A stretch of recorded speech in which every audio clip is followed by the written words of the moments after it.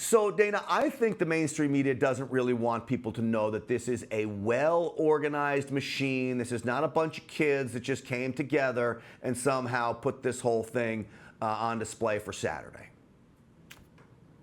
Well, there is some truth to that. I mean, when you have George Clooney giving $500,000, it's not because George Clooney just heard about a group of people and he wanted to give them money. It's because someone who is powerful and well connected in terms of organizing the event is somehow connected to George Clooney and was able to pick up the phone and make that call. And the same goes for some of the other celebrities that are involved. It was to the extent, Grant, where they actually had to release one of those interdepartmental memos, so to speak, and remind celebrities and remind some of these adults to kind of stay back and stay out of the camera lens as much as they would like to be in front of it, so that they can go along with pretending that they're not involved with any of this. Look, I have a teenager. I have a teenager who is now driving, in fact, which is a terrifying prospect.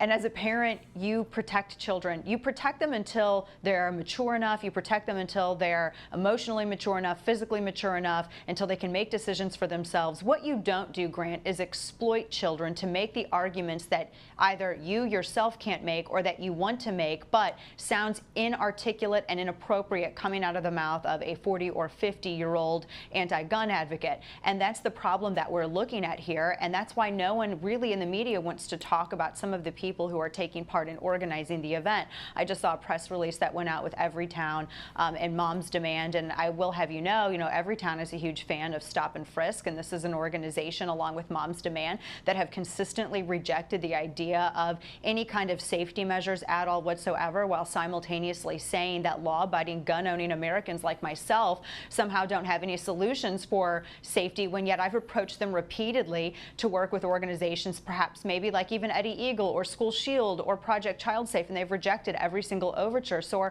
I have to kind of question where their true intent lies.